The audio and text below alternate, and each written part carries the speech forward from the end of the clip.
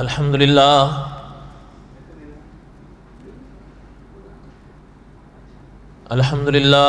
نحمده ونستعينه ونستغفره ونؤمن به ونتوكل عليه ونعوذ بالله من شرور أنفسنا ومن سيئات أعمالنا من يهده الله فلا مضل له ومن يضلله فلا هادي له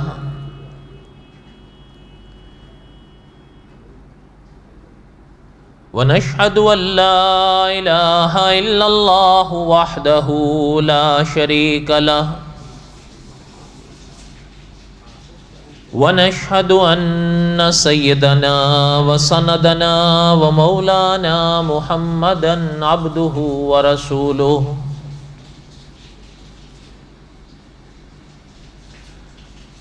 أما بعد أعوذ بالله من الشيطان الرجيم بسم الله الرحمن الرحيم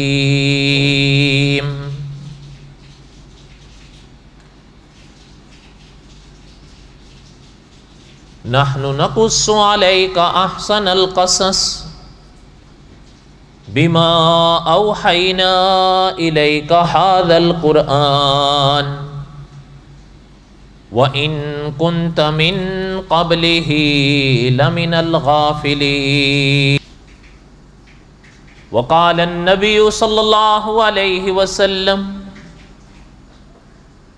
من قال لا إله إلا الله دخل الجنة صدق الله العظيم وصدق رسوله النبي الكريم ونحن على ذلك لمن الشاهدين والشاكرين والحمد لله رب العالمين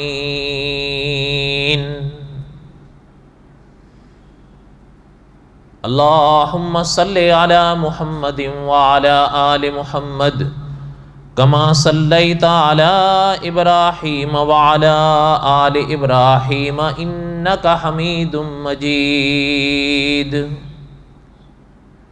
اللهم بارك على محمد وعلى آل محمد كما باركت على إبراهيم وعلى آل إبراهيم إنك حميد مجيد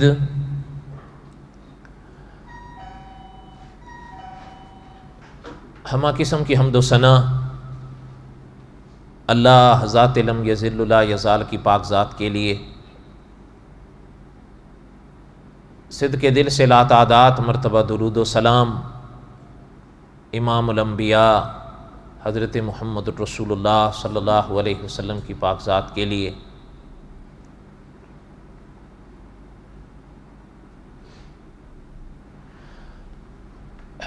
قصص الانبیاء علیہم السلام کے اسباق میں دور آ رہا تھا اور حضرت موسیٰ علیہ السلام کے واقعات میں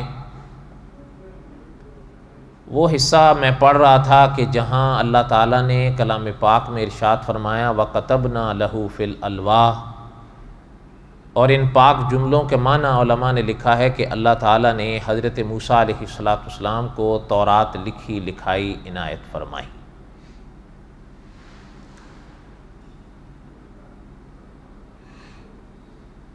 پھر اس حوالے سے کچھ سبق میں نے دہرانا ضروری سمجھا تورات کے حوالے سے، اس لیے کہ میں نے عرض کیا تھا کہ میرا اور آپ کا ایمان اس وحی پر بھی ہے جو آپ صلی اللہ علیہ وسلم پر نازل ہوئی، اور ان وحیوں پر بھی ہے جو آپ صلی اللہ علیہ وسلم سے پہلے نازل ہوئیں، اس لیے کہ والذین یؤمنون بما انزل الیک وما انزل من قبلک، ان پاک جملوں میں دونوں وحیوں کو اللہ تعالیٰ نے بیان فرمایا ہے، وہ وحی جو آپ صلی اللہ علیہ وسلم پر نازل ہوئی اور وہ وحی ہیں جو آپ صلی اللہ علیہ وسلم سے پہلے نازل ہوئیں۔ کامیاب لوگوں نے دونوں پر ایمان رکھنا ہے۔ اب اس حوالے سے یہ سبق میں نے کئی جمعوں میں دہرایا کہ آیا مثال کے طور پر ہم بات پڑھ رہے تھے تورات کی، تو تورات آج بھی کچھ لوگ پیش کرتے ہیں، تورات کے نام سے وہ کچھ اوراق پیش کرتے ہیں اور اس پر وہ باقاعدہ پرچار بھی کرتے ہیں اور دعوت بھی دیتے ہیں۔ تو عرض یہ کیا تھا کہ آیا آپ کے اور ہمارے نزدیک تورات کس کو کہتے ہیں؟ ایک بات۔ پھر دوسری بات یہ بھی ضمن میں پڑی کہ وہ اوراق جن کو آج کوئی تورات کہتا ہے، اگر ہمارے علماء نے اس کا اس حوالے سے انکار کیا ہے کہ یہ حضرت موسیٰ علیہ السلام والی تورات نہیں ہے، آیا ہمارے ان علماء حق کے پاس اس دعوے کے دلائل کیا تھے؟ ان میں سے کچھ 3-4 موٹے موٹے میں نے پڑھے تھے۔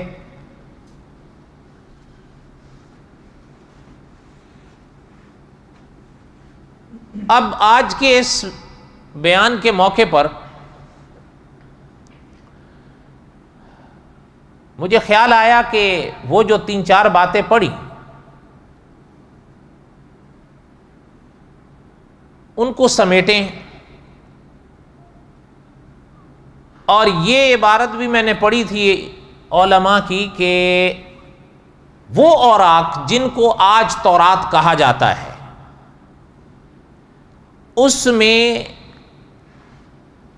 خدا کا کلام ہو سکتا ہے، لیکن وہ سارے کے سارا خدا کا کلام نہیں ہے۔ مجھے خیال آیا کہ اس جملے کی شاید تھوڑی سی وضاحت کرتے ہوئے چلیں تاکہ دونوں پہلو سامنے آئیں۔ مثلاً جن ہمارے اکابر نے فرمایا کہ یہ وہ تورات نہیں ہے جو حضرت موسیٰ علیہ السلام پر نازل ہوئی، تو آیا آخر کوئی وجہ تو ہوگی جس کی وجہ سے، یا کوئی دلائل کوئی ثبوت تو ہوں گے ہمارے اکابر کے پاس۔ ان میں سے 2-4 میں نے موٹے موٹے پڑھے۔ البتہ اس بات کی وضاحت تھوڑی سی کرنی میں نے ضروری سمجھی کہ مثلا ہمارے اکابر نے جو یہ جملہ کئی بار دہرایا ہے کہ وہ اوراق سارے کا سارا خدا کا کلام تو نہیں، لیکن ہاں ان اوراق میں خدا کا کچھ کلام ہو سکتا ہے۔ اس جملے کی کوئی وضاحت میں نے ضروری سمجھی، اور ضروری بھی اس حصے کی سمجھی جو ایمان کے ارکان میں سے پہلا رکن ہے۔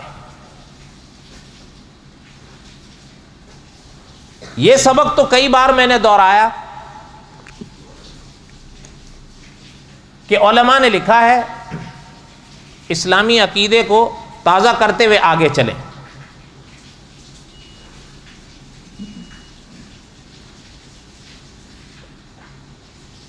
کہ کلام پاک میں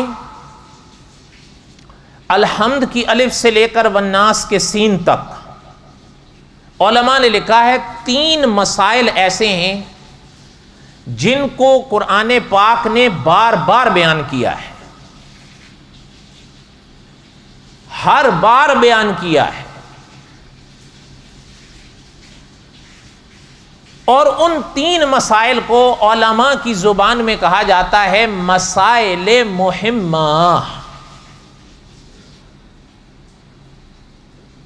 ممکن ہے یہ جملے تھوڑے مشکل ہوں تو ان کا آسان معنی یہ 3 نہایت اہم مسئلے۔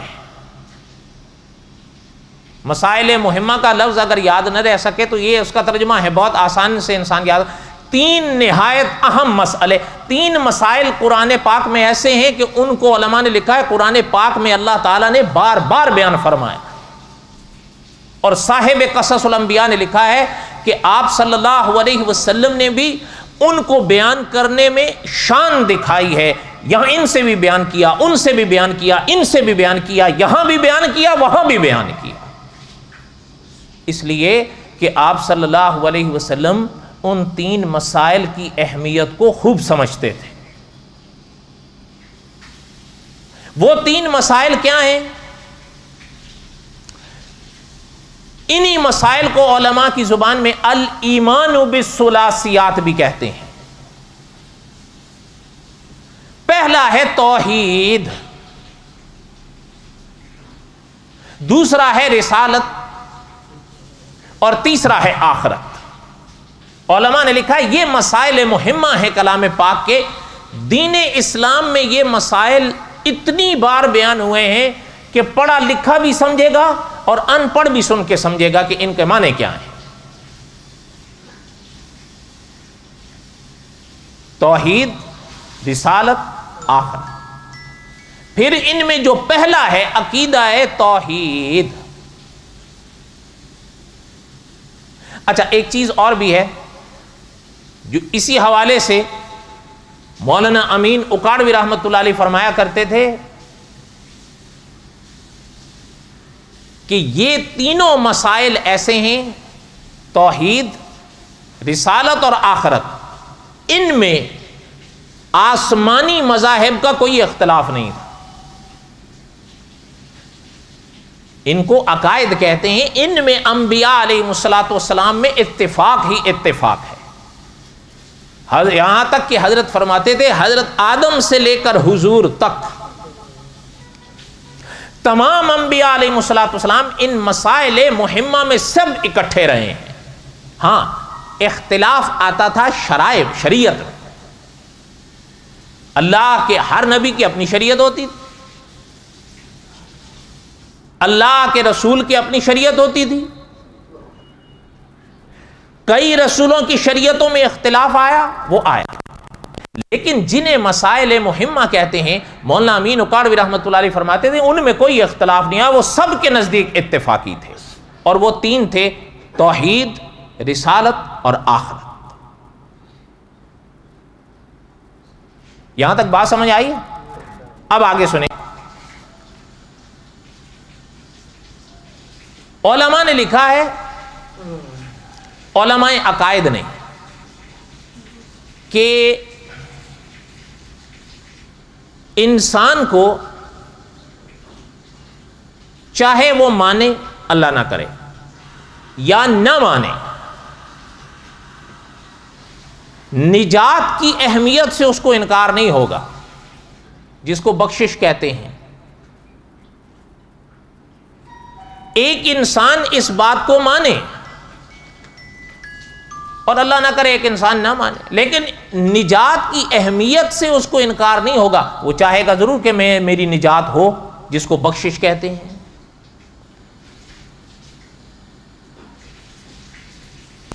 اور علماء عقائد نے لکھا ہے کہ انسان کی نجات قدرت نے عقیدے پہ رکھی ہے. اور مولانا نور الحسن بخاری رحمۃ اللہ علیہ نے لکھا ہے کہ عقیدے کے انوار, عقیدے کا نور انہی 3 ستونوں پر جگمگاتا ہے. پہلا عقیدہ توحید ہے, دوسرا عقیدہ رسالت ہے, اور تیسرا عقیدہ آخرت ہے. حتیٰ کہ علماء عقائد نے لکھا ہے کہ اللہ نہ کرے اگر کسی کا عقیدہ صحیح نہ ہوا, اس کی نجات کا سوال ہی پیدا نہیں ہوتا. حتیٰ کہ شیخ الاسلام علامہ شبیر احمد عثمانی رحمۃ اللہ علیہ نے لکھا ہے کہ صحیح عقیدہ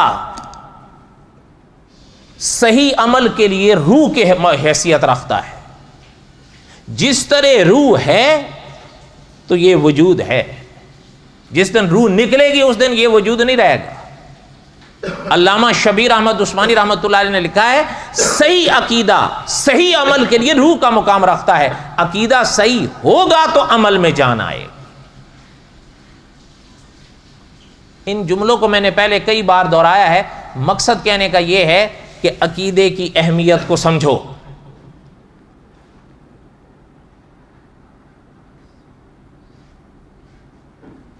اور عقیدے کی اہمیت کے حوالے سے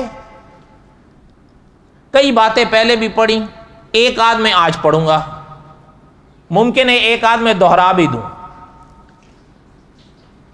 وَكَتَبْنَا لَهُ فِي الْأَلْوَاحِ، قدرت نے جو لکھی لکھائی تورات حضرت موسیٰ علیہ السلام کو دی تھی. مولانا امین اکاڑوی رحمۃ اللہ علیہ فرماتے تھے کہ عقیدے کے حوالے سے تو انبیاء علیہ السلام میں کوئی اختلاف نہیں تھا، شریعتوں میں اختلاف آتا تھا، مسائل اپنے ہوتے تھے، مسائل کے احکامات اپنے ہوتے تھے، لیکن جن کو آپ کہیں مسائل مہمہ وہ تمام کے نزدیک مشترک تھے، توحید، رسالت اور آخرت. اسی حوالے سے علماء نے فرمایا کہ ہم یہ تو نہیں کہتے کہ یہ سارے کا سارا کلام خدا ہے، لیکن ہاں اس میں کلام خدا ہے، وہ پڑھنے سے پتہ چلتا ہے.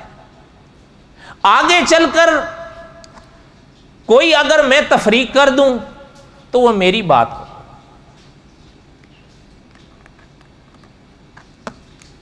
پہلے تو جو سبق ہم نے اس کے دورائے وہ دورائے، لیکن جو علماء نے فرمایا کہ اس میں کلام خدا ہے، یہ لگتا ہے. ہاں یہ سارے کا سارا کلام خدا نہیں ہے، یہ تو واضح ہے. اب میں نے پہلے کہا کہ مسائل مہمہ میں پہلا نمبر عقیدہ توحید کا ہے، اور عقیدہ توحید کو عرف عام میں کیا کہتے ہیں؟ اللہ ہی. ایاک نعبد، عرف عام میں اسی کو عقیدہ توحید کہتے ہیں. وَمَا أَرْسَلْنَا مِن قَبْلِكَ مِن رَّسُولٍ إِلَّا نُوحِي إِلَيْهِ أَنَّهُ لَا إِلَٰهَ إِلَّا أَنَا. مولانا نور الحسن بخاری رحمۃ اللہ علیہ فرماتے تھے عرف عام میں اسی کو عقیدہ توحید کہتے ہیں. اور دو چار کی طرح ہے کہ اللہ ذوالجلال والاکرام وہ ذات ہیں جو عقیدے کے لحاظ، عقیدے کو ذہن میں بٹھائیں، اللہ ذوالجلال والاکرام وہ ذات ہیں جو ذات کے لحاظ سے بھی وحدہ لا شریک ہیں، اور جو صفات کے لحاظ سے بھی وحدہ لا شریک ہیں. نہ اس پاک ذات کی ذات میں کوئی شریک ہے، نہ اس پاک ذات کی صفات میں کوئی شریک ہے. اسی عرف عام میں عقیدہ توحید کہتے ہیں. فَعْلَمْ أَنَّهُ لَا إِلَٰهَ إِلَّا اللَّهُ. مولانا امین اکاڑوی رحمۃ اللہ علیہ کے جملوں کو پھر تازہ کر لیں. حضرت فرماتے تھے یہ جملہ اور یہ عقیدہ تو ایسا ہے، انبیاء علیہ السلام حضرت آدم سے لے کر حضرت عیسیٰ علیہ السلام اور حضرت محمد الرسول اللہ صلی اللہ علیہ وسلم جو اس دنیا میں اللہ کے آخری رسول ہیں، تمام کے تمام اللہ کے نبی اور تمام کے تمام اللہ کے رسول عقیدہ توحید پہ سب کے سب اکٹھے ہیں. احکامات میں، شرائع میں اختلاف آتا ہے، وہ ہر ایک کی اپنی ہو سکتی ہے، لیکن یہ جو مسائل مہمہ ہیں ان میں سب اکٹھے ہیں. اس کی ایک جھلک ذرا یہاں دیکھیں. باوجود اس کے کہ اس میں کئی ہاتھوں نے کام کیا، اس کی دو چار مثالیں میں نے گزشتہ سے پوستہ کئی درسوں میں پڑھی ہیں، لیکن ایک یہاں سے سنیں کہ عقیدہ توحید باوجود اس کے بھی یا باوجود اس کے بھی، اب بھی آپ یہاں دیکھیں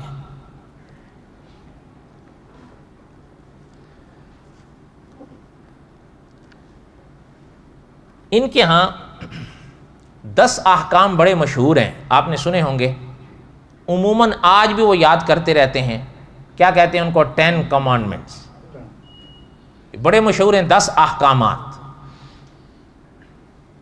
میں سارے تو نہیں پڑھوں گا، البتہ 1 2 4 سنیں آپ، اور پھر اس کے بعد دیکھیں کہ جو باتیں نا جن کو کہا جاتا ہے عقیدے، وہ دیکھیں کس طرح اکٹھے ہیں.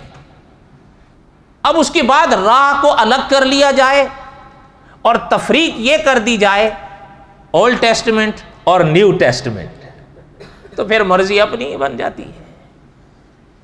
ورنہ جس کو آپ عہد نامہ قدیم کہیں گے، اولڈ ٹیسٹمنٹ، وہ تو سب کی تاریخ ایک ساتھ لے کے چل رہے ہیں. یہاں پہ یہاں عنوان ہی قائم کیا ہے 10 احکام. سنیں،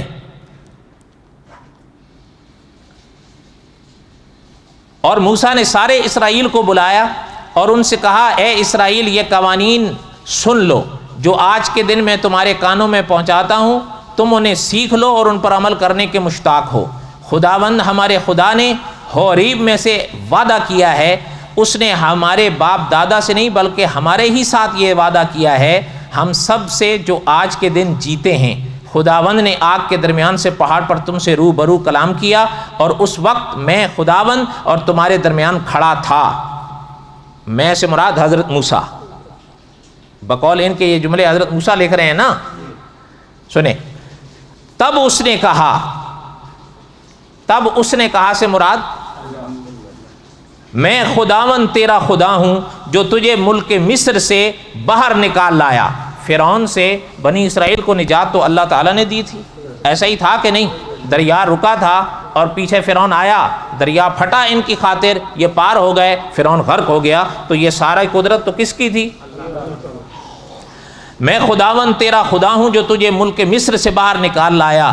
میرے حضور میں تیرے لیے کوئی دوسرا معبود نہ ہو، میرے لیے حضور میں تیرے لیے کوئی دوسرے معبود نہ ہو. تو اپنے لیے تراشی ہوئی مورت یا کسی ایسی چیز کی صورت نہ بنانا جو اوپر آسمان میں یا نیچے زمین پر یا زمین کے نیچے پانی میں ہو. تو اسے سجدہ نہ کرنا، اس کی خدمت نہ کرنا، کیونکہ میں خداوند تیرا خدا خدائے غیور ہوں. یہ عقیدہ توحید نہیں ہے؟ آگے سنیں اور کھل جائے گا. آپ کے ہاں، ہمارے ہاں ابھی میں نے پڑھا تھا، ایاک نعبد، آپ اور ہم اللہ ہی کی عبادت کرتے ہیں، یا اللہ کی بھی عبادت کرتے ہیں؟ اللہ ہی کی عبادت کرتے ہیں، اور اسے ہی عرف عام میں توحید کہتے ہیں. آگے سن لیں، میں کچھ عبارت آیتیں چھوڑ رہا ہوں. تو اپنے باپ اور اپنی ماں کی عزت کر. یہ بھی حکم انبیاء کی تعلیمات میں ہوتا ہے کہ نہیں کہ ماں باپ کی عزت کرو؟ حضور کی شریعت میں بھی ہے، پہلے بھی تھا. تو اپنے باپ اور اپنی ماں کی عزت کر جیسا کہ خداوند تیرے خدا نے تجھے حکم فرمایا، تاکہ اس ملک میں جو خداوند تیرا خدا تجھے دے گا تیری عمر دراز ہو اور تیرا بھلا ہو. تو خون مت کر. خون کرنا جائز ہے، نہ پہلی شریعتوں میں نہ حضور کی شریعت میں. تو زنا مت کر.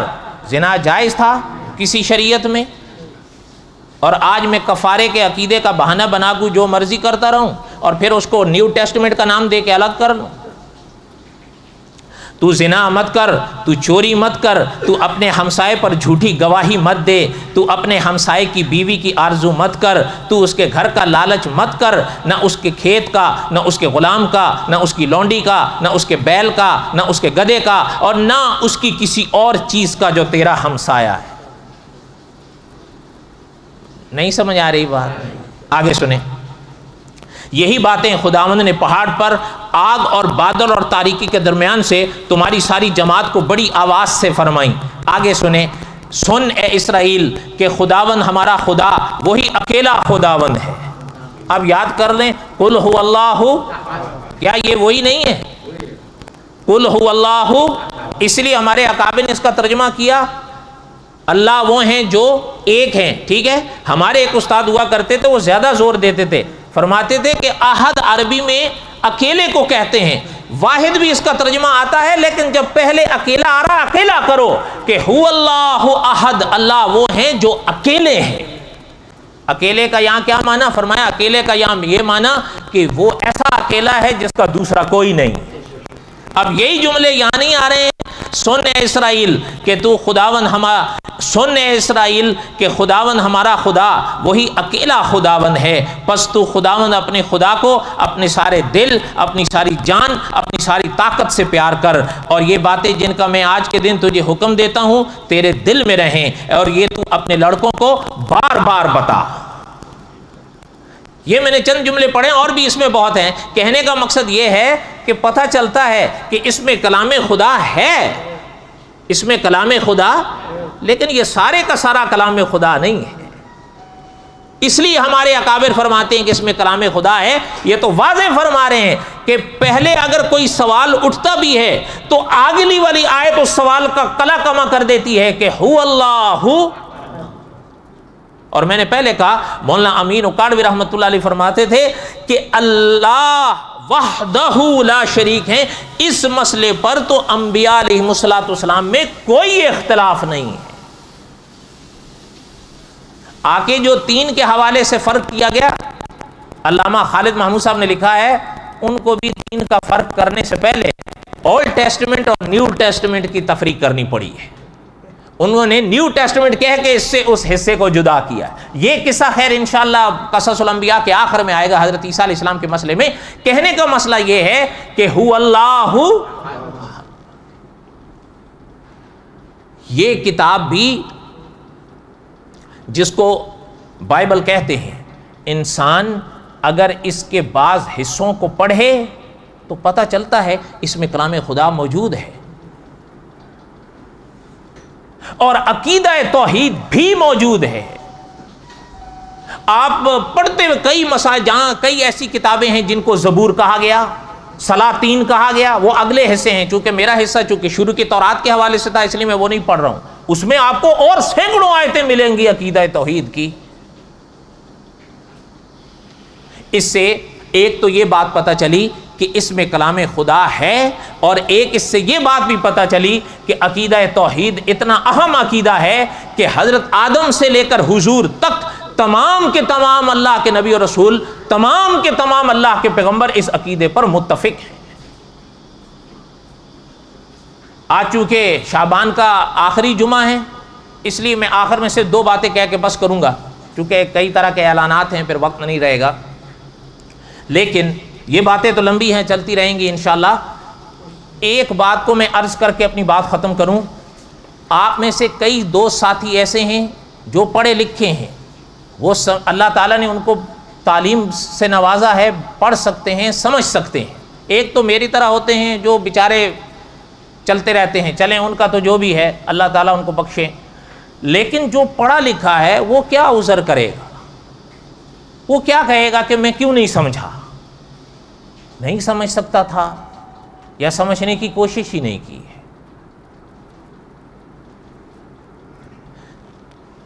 عقیدہ توحید کے حوالے سے ایک بات ذہن میں بٹھا لو، آپ اور ہم سب اس کوشش اور اس خیال میں ہیں، اور رہنے بھی چاہیے اور کوشش کرنی بھی چاہیے کہ ہماری نجات ہو.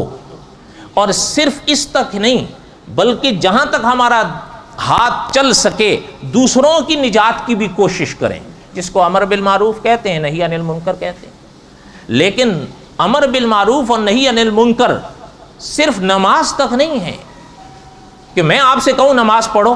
یہ تو میں آپ سے کہہ ہی دوں گا کہ نماز پڑھو، آپ مجھے کوئی ڈنڈا تو آگے سے نہیں مارو گے، بلکہ ہو سکتا ہے میری عزت ہی کرو گے کہ بھائی مجھے نماز کا کہہ رہا، چلے میں نہیں پڑھتا میری غلطی ہے لیکن مجھے نماز کا کہہ تو رہا ہے. میں آپ کو کہوں گا روزہ رکھو، ممکن ہے آپ میری عزت پہلے سے زیادہ کرو کہ بھائی چلو میں نہیں رکھ رہا لیکن یہ مجھے روزہ رکھنے کے لیے کہہ تو رہا ہے. لیکن مورخ اسلام فرماتے تھے زکوٰۃ پہ انبیاء کو پتھر نہیں لگے، نماز کی تعلیم دینے پر پیغمبر کو پتھر نہیں لگے، روزہ رکھنے کا فرمانے کے لیے پیغمبر کو پتھر نہیں لگے. آپ سب جانتے ہیں، آپ صلی اللہ علیہ وسلم کی سیرت آپ نے پڑھ رکھی ہے، سب سے پہلا پتھر حضور کو کیوں لگا؟ قولوا لا الہ، وہ عقیدہ ہی تو تھا. اور یہی مسئلہ ہے. اچھا ایک اور چیز ہے، اس کا بھی افسوس کے ساتھ ہی اظہار کر سکتے ہیں. ذرا آپ مجھے ٹھنڈے دل سے بتائیے گا، آخر اللہ تعالیٰ نے آپ کو بھی تو فہم بخشا ہے. میں آپ کو نماز پڑھانے آتا ہوں، ٹھیک ہے، اور آپ یہاں میرے پیچھے نماز پڑھتے ہیں. اگر میرے کپڑے خراب ہوں میں آپ کو نماز پڑھاؤں، ہو جائے گی؟ اور بولو تو صحیح، نہیں ہوگی. میری نہیں ہوگی، آپ کی ہو جائے گی؟ جب میرے کپڑے خراب ہیں، میں امام بن کے آپ کو نماز پڑھاؤں، میری نہیں ہو رہی، آپ کی کیسے ہوگی؟ اچھا اب اگلی بات مجھے ذرا یہ بتائیں دل لگتی، اول درجہ میرے عقیدے کا ہے یا میرے کپڑوں کا ہے؟ یہ تو مانی ہوئی بات ہے کہ اول درجہ عقیدے کا ہے، کپڑوں کا تو دوسرا درجہ ہے، لیکن میرے کپڑے خراب ہوں میں آ کر آپ کو نماز پڑھاؤں، آپ کی نماز نہیں ہوگی، اور مانی ہوئی بات ہے کہ نہیں ہوگی، لیکن میرا عقیدہ خراب ہو تو آپ کی نماز پکی پکی پکی، جس کے ہونے میں کوئی شک ہی نہیں ہے۔ نہیں میں غلط کہہ رہا ہوں، آپ بتاؤ بھئی۔ دیکھو اللہ تعالیٰ آپ اپنے عقیدوں کو برباد نہیں کرو، بات دو اور دو چار کی طرح ہے۔ اگر میرے کپڑے خراب ہیں، میں آپ کو نماز پڑھا رہا ہوں، آپ کی نماز نہیں ہو رہی، تو جب میرا عقیدہ خراب ہے تو آپ کی نماز کیسے ہو رہی ہے پیچھے؟ حالانکہ کپڑوں سے پہلا درجہ عقیدے کا ہے، لیکن مسئلہ یہ ہے کہ اگر میرے کپڑے پر کوئی گندگی کوئی خرابی لگی ہے، آپ میں سے کوئی شخص نماز پڑھنے کے لیے تیار نہیں ہوگا، وہ کہے گا ہوتی ہی نہیں ہے۔ صحیح کہے گا غلط کہے گا؟ ہاں، لیکن وہی شخص اگر میرا عقیدہ خراب ہے، پیچھے سے امام کے اللہ، او جی کیا نہیں جی سب کے پیچھے ہوتی ہے جی، اچھا جب سب کے پیچھے ہوتی ہے تو پھر جب کپڑے خراب ہیں تو پھر کیوں نہیں ہوتی تیری؟ وہ فلسفہ تب کہاں چلا جاتا ہے تیرا؟ مسلمانوں اپنے عقیدوں کو برباد نہیں کرو۔ تفسیر مکی میں ایک جملہ لکھا ہے، اگر اپنے ذہن کے لوح پر لکھ کے لے جا سکتے ہو تو لے جاؤ۔ مدرس حرم نے فرمایا ہے اگر ایک انسان کو، اللہ نہ کرے اگر اس انسان کا عقیدہ صحیح نہیں تھا، اس کو زمزم کے کفن میں نہیں غلاف کعبہ میں بھی لپیٹ کے قبر میں ڈالو تب بھی دوزخ میں ہی جائے گا۔ ہم نے بہت آسان سودا کیا ہوا ہے، اور بس جی ٹھیک ہے جی سارے بخشے بخشا، اچھا جب سارے ہی بخشے بخشائے ہوئے ہیں تو پھر حضور صلی اللہ علیہ وسلم ساری زندگی کیا کرتے رہے؟ حتیٰ اچھا عقیدے کی اہمیت کو سمجھو، آپ صلی اللہ علیہ وسلم نے دعوی نبوت فرمایا، کتنی مدت اس دنیا میں رہے؟ دعوی نبوت کے بعد کی بات کر رہا ہوں، 23 سال، ایسا ہی ہے نا؟ علماء نے لکھا ہے 3 قول ہیں، ان میں ایک جس پر زیادہ علماء نے فیصلہ کیا کہ حضور 13 سال مکہ میں رہے، 10 سال مدینہ طیبہ میں، اس پہ زیادہ اکثریت ہے علماء کی، چلیں مان لیا اس پر اکثریت ہے۔ صاحب منہاج مسلم نے لکھا ہے 13 سال تک حضور نے مکے میں صرف عقیدے پر محنت کی ہے۔ آپ تاریخ اٹھا کر دیکھ لیں، آپ مجھ سے بہتر جانتے ہیں، نماز کی تفصیلات مدینہ میں، حکم آیا تفصیلات مدینہ میں، زکوٰۃ مدینہ میں، روزے مدینہ میں، حج مدینہ میں، جہاد مدینہ میں، یہ سارے تو احکامات بعد میں آئے۔ 13 سال حضور نے مکے میں کیا کیا؟ فرمایا صرف لا الہ الا اللہ پہ عقیدہ سکھا، اور اس کے باوجود کتنا 13 سال، اور حضور کے ساتھ مدینے جانے والے کتنے؟ صاحب منہاج نے لکھا ہے لگ بھگ 80۔ کتنے؟ 13 سال، یعنی مکے والوں پر حضور نے محنت کی ہے۔ آج میں تو آپ کہتے ہیں نا کہ ادھر مرشد صاحب آئے ہزاروں مسلمان کر دیے ہوں گے، واللہ عالم، مجھے نہیں پتا، اللہ بہتر جانتے ہیں، جو کہتے ہیں قیامت کے دن وہی جواب دیں گے۔ لیکن میرا سوال یہ ہے کہ یہاں مرشد صاحب نے ہزاروں پل میں کر دیے، وہاں 13 سال سرکار مدینہ نے خود محنت کی، اور کتنے ہوئے مسلمان؟ مسلمانوں اپنے عقیدوں کو برباد۔ اچھا ایک چیز ہے، آپ صلی اللہ علیہ وسلم سے پہلے حضرت عیسیٰ تھے نا۔ ایک آخری بات کہہ رہا ہوں، میری باتیں ختم ہوتی نہیں، لیکن سنو، حضور سے پہلے حضرت عیسیٰ تھے نا۔ حضرت عیسیٰ کا نام مسیح بھی ہے یا نہیں؟ بولو۔ قرآن پاک میں جہاں حضرت عیسیٰ کو حضرت عیسیٰ فرمایا گیا تو وہاں مسیح بھی فرمایا گیا، ایسا ہی ہے۔ اچھا اب اگلی بات سنیں، حضور علیہ الصلوۃ والسلام کے بھی کئی نام ہیں، ان میں ایک حضور کا نام حبیب بھی ہے یا نہیں؟ سوچ لیں، آپ کے ملک کے ایک عالم ہیں، انہوں نے حضور کے ناموں پر پوری ایک کتاب لکھی ہے اور گن کر ثابت کیا ہے کہ 1000 نام تھا حضور کا۔ آپ کے ملک کے ہیں، اردو میں ہے کتاب۔ اچھا ان میں ایک نام حضور کا حبیب تھا، ٹھیک ہے۔ اچھا اب دوسری طرف آئیں، قرآن پاک میں اور ایک نام ہے، وہ زد زبان عام ہے، عام اکثر لوگ رکھتے بھی ہیں، رکھنا بھی چاہیے، عبداللہ۔ اور شان ہے اللہ کی، قرآن پاک میں حضرت عیسیٰ کے لیے بھی عبداللہ کا نام آیا اور حضور کے لیے بھی آیا، انی عبداللہ، حضرت عیسیٰ نے فرمایا تھا۔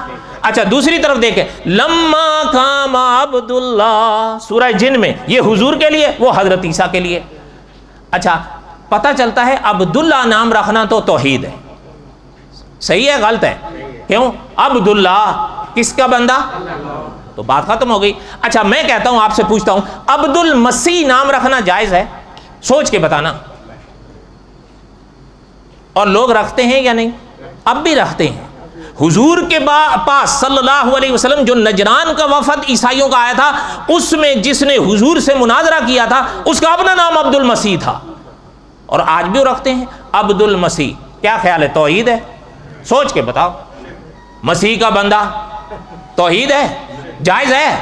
اچھا عبد المسیح تو ناجائز ہے اور توحید بھی نہیں ہے، تو عبد الحبیب پکی توحید ہے۔ غلط کہہ رہا ہوں میں؟ عبد المسیح تو شرک ہو گیا، تو عبد الحبیب وہاں توحید ہو گئی۔